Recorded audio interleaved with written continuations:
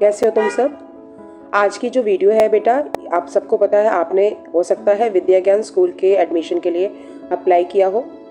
तो आज की हम वीडियो में विद्या ज्ञान स्कूल एडमिशन के जो प्रैक्टिस पेपर है लास्ट ईयर वाले, उनका हम अभ्यास करेंगे। तो आपके सामने जो पेपर दिख रहा है बेटा, ये है सेट 2C का पेपर।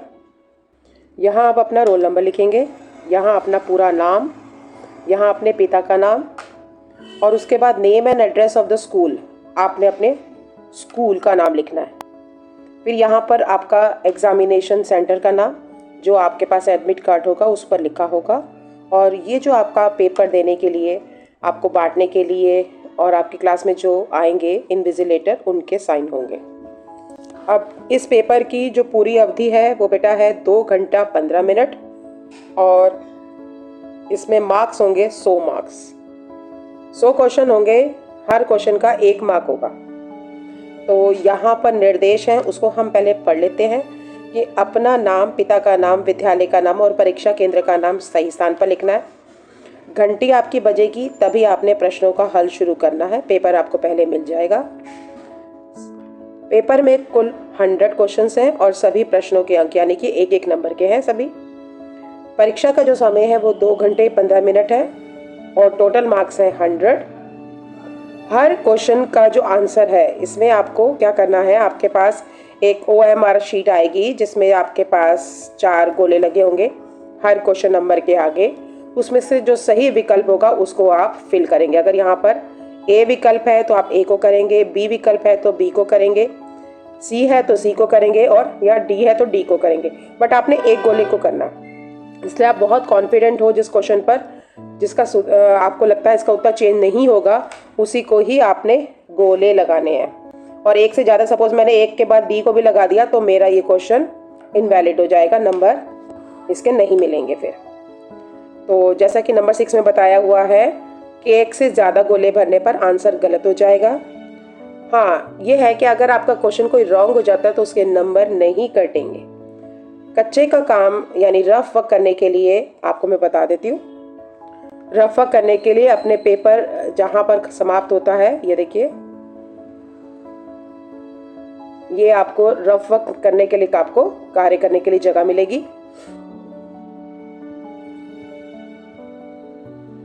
और लास्ट है कि यदि किसी परीक्षार्थी कोई अनुचित साधन का प्रयोग करता है, सपोज आप छुपाकर फ़ोन ले जाते हैं या कुछ पर्ची बना के ले जाते हैं, तो आपको डिस्क्वालीफाई तो करा ही जाएगा और आपका कैंडिडेचर जो है वो कैंसिल भी कर दिया जाता है। तो बच्चों, बिल्कुल ईमानदारी के साथ पेपर देना है। बेहतर होगा कि हम जो है अपने पेपर की तैयारी अच्छी तरह से कर लें।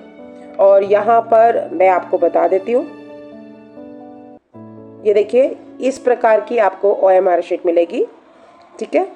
और इसमें आपको रोल नंबर भरना है, अपना नाम भरना है, फादर्स नेम, जो भी आपके पास इंफॉर्मेशन है वो भरेंगे, मोबाइल नंबर, आधार नंबर, और फिर आपका जो आंसर शीट है उसकी संख्या क्या है, डेट ऑफ बर्थ कैसी है। और देखो यहाँ पर आपको देखो यहाँ 1 से लेकर 100 तक आपको मार्किंग दिख रही होगी। फर्स्ट क्वेश्चन का जो आंसर है, फर्स्ट क्वेश्चन का आंसर अगर मैं यहाँ करूँ तो A है तो मैं A को सर्कल करूँगी। B का अगर C है पार्ट तो मैं इस प्रकार से C को सर्कल करूँगी। तीसरे का जो है वो D है तो मैं D को सर्कल करूँगी। बट मैं 4 ऑप्शंस में से किसी एक को ही सर्कल करूँगी। तो होप सो आप समझ गए होंगे कि आपको कैसे करना है। तो बच्चों, अब हम स्टार्ट करते हैं। कौन से क्वेश्चंस आएंगे, सो लेट्स स्टार्ट। सबसे पहला क्वेश्चन है सही वर्तनी पहचानो। इसमें सही शब्द होगा धर्म। अगला है मैं चलती थी। इसमें मैं का बहुवचन होगा हम। वह कौन सा व्यक्ति है जिसने महात्मा गांधी का नाम ना सुना हो। ये किस प्रकार का वाक्य है, ये वाक्य है मिश्र वाक्य। गरीबों की सहायता करो। इस वाक्य में गरीब शब्द क्या है, इसमें गरीब है जातिवाचक, और अगर गरीबी आता है तो हम उसे कहेंगे भाववाचक। लड़का दौड़ता है, लड़का किस प्रकार की संज्ञा है, लड़का एक जाति को दिखाता है तो यहाँ पर ये भी आएगा जातिवाचक संज्ञा। अगला जो 5 क्वेश्चन है वह अनुच्छेद पर है। अनुच्छेद है सदाचार के कुछ सामान्य नियम है। सत्यवादिता सदाचारी का प्रमुख लक्षण है। सदाचारी व्यक्ति कभी अपने जीवन में झूठ को स्थान नहीं देते। वे अपने परिश्रम की कमाई खाते हैं। उनका जीवन सादा और विचार उच्च होते हैं। वे संसारिक भागों से कोसों दूर रहते हैं। सदाचारी व्यक्ति अपना समय व्यर्थ नहीं खोते।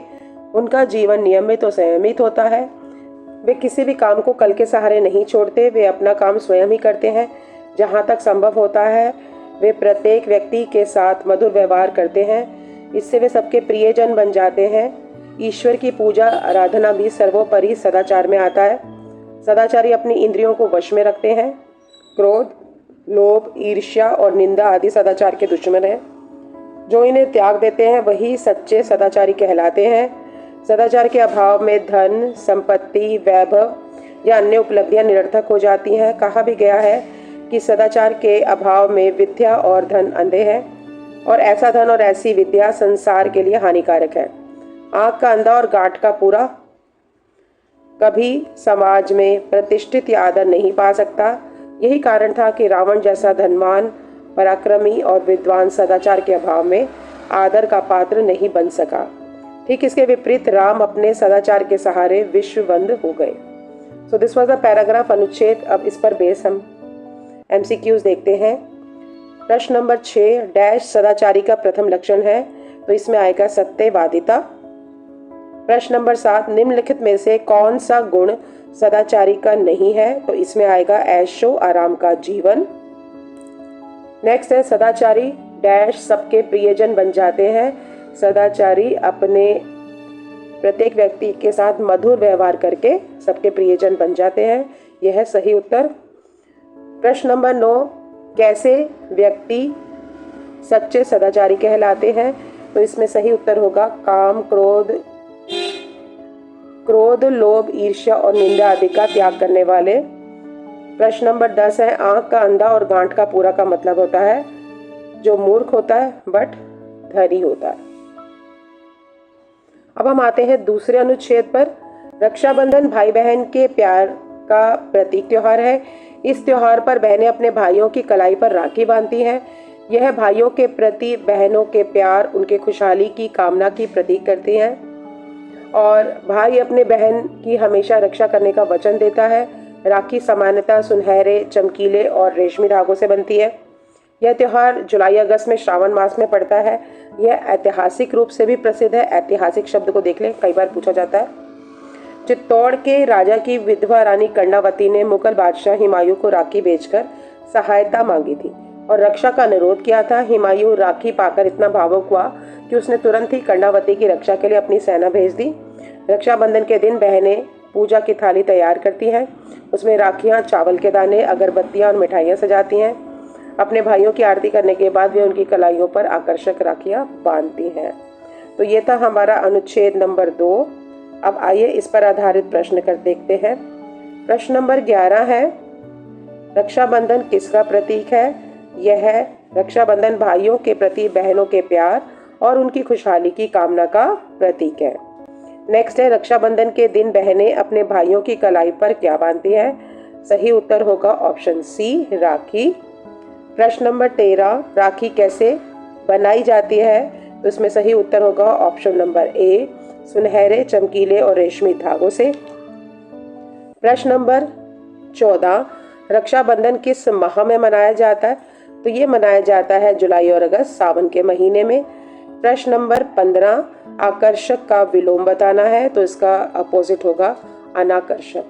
तो इस प्रकार आप अगर अनुच्छेद को बहुत ध्यान से पढ़ेंगे तो 5 क्वेश्चन आपके हिंदी ग्रामर के, 5 क्वेश्चन पहले अनुच्छेद से आएंगे और 5 ही क्वेश्चन दूसरे अनुच्छेद से आएंगे। तो यहाँ 15 नंबर आपके अच्छी तरह से स्कोर हो सकते हैं। अब हम आते हैं सेक्शन बी पर। सेक्शन बी की बात करें तो यहाँ पर थोड़े बहुत ग्रामर से रिलेटेड क्वेश्चंस हैं। My sister bought me a book with many stories. 16 का आंसर होगा B part. Choose the verb in the following word, तो इसमें वर्ब आ जाएगा स्लीपिंग। नेक्स्ट है एंटोनिम ऑफ हैवी, तो इसमें हैवी का उल्टा होगा light. Number 19 choose the correct spell word environment, so correct spelling होंगे A. Question number 20, children dash playing in the ground, क्योंकि चिल्ड्रन बहु संख्या को दिखा रहा है तो हम यहाँ पर आर लगा देंगे। चलिए अब हम पैसेज की ओर बढ़ते हैं। इस पिक्चर को ध्यान से देख लें। यहाँ पर अलार्म सिस्टम दिखा रखे हैं 1 2 3 4 5 एंड 6। ठीक है, अब हम पढ़ते हैं। नंबर 1 है, अगर installing an alarm system, most thieves and robbers will try to find out if alarm is present before trying to break in. Installing an alarm system which will make a noise if a thief try to break in, it likely to make the thieves look for a different target. Putting up security sign, तो यहाँ पर अगर हम देखें, putting up security sign, signal of increased security including alarm sign, dog inside, security cameras are featured by the most thieves. Putting up such sign will make them think twice before targeting your house. Next है keeping mail private. Thieves see a large collection of mail and newspaper as a signal of weakness. While away, it is best to make sure your mail is hidden from the public. Ask a neighbor to take in your mail for you. यानी जब आप घर से बाहर होते हैं तो अगर आपके घर के आसपास बाहर जो है वो अखबारों का पाइलअप लग जाता है तो अपने पड़ोसी को बोलिए कि आप घर में नहीं होंगे तो वो अखबारों को उठाकर अपने घर में रख ले, ताकि चोरों को पता ना चले कि ये घर काफ़ी दिनों से बंद है। Ensuring a clear of view of the house. Houses with the fences, large trees or bushes that block the views of doors and windows are considered easy targets by thieves. Make sure your house can be seen clearly from the street. 5th है installing a motion sensor lighting. Using lighting to discourage thieves, lights can sense movements. Motion switch on useful. While away, place a few lights inside the house on the timers. कि जैसे ही शाम हो जाए तो संध्या समय में light जल जाए ताकि लोगों को पता ना चले कि वो घर में है या नहीं है। And 6 number is informing the neighbors. Thieves will try to see you. If your neighbors are home, ask your neighbors to keep an eye on your house when you are away. So this was our paragraph. So let's do the question MCQs based on this. What do the number 1 to 6 in the image indicate? These image the position of the each safety measure described in the passage. Option C is the right answer. Next, 22nd, which security system can make a thief believe that the house is not empty? घर खाली नहीं है, तो इसमें क्या आएगा? Installing a motion sensor lighting, शाम होते लाइट जल जाए, सुबह होते लाइट बंद हो जाए, तो इसे हम कहेंगे मोशन सेंसर लाइटिंग। ठीक है। नेक्स्ट है 23rd, which of the following can be added as a section 7 in the system. तो अगर आप वॉचमैन को भी हायर कर लेते हैं, can be the better option. Number 24 है, what is the main purpose of the passage.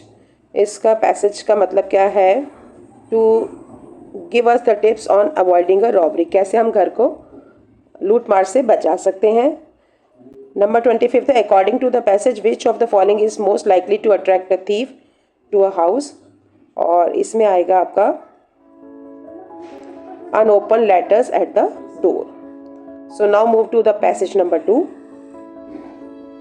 Passage number 2, wildlife include all those plants and animals that live and grow in their natural surrounding. Wildlife is found everywhere in plains, rivers, mountains, sea, rainforest and desert.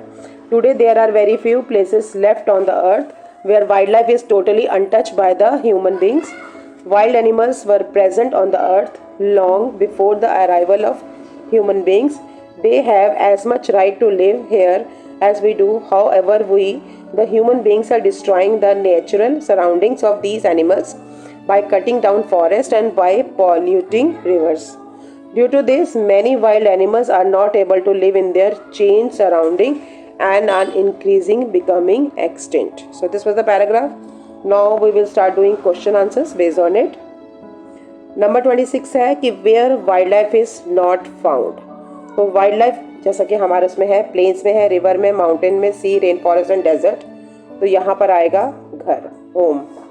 Next है find the word from the passage which mean unharmed.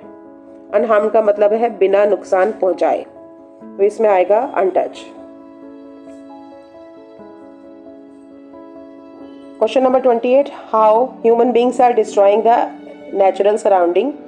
तो इसमें आएगा by cutting down forest and polluting rivers, और only option B is correct. आपने ये भी देखना है, सारे ऑप्शंस पढ़ने हैं और उसमें से जो आपको सबसे सही लगे उसे ही चुनना है। ये नहीं सिर्फ बी देख के आपने उसको टिक कर दिया, ठीक है। नेक्स्ट है 29, what is the meaning of deforestation. Deforestation का मतलब होता है कटिंग डाउन फॉरेस्ट। 30th है, why wild animals are increasingly become instinct, क्योंकि because of climate change, cutting down forest, polluting river, तीनों ही सही हैं, तो इसमें आएगा ऑप्शन नंबर डी।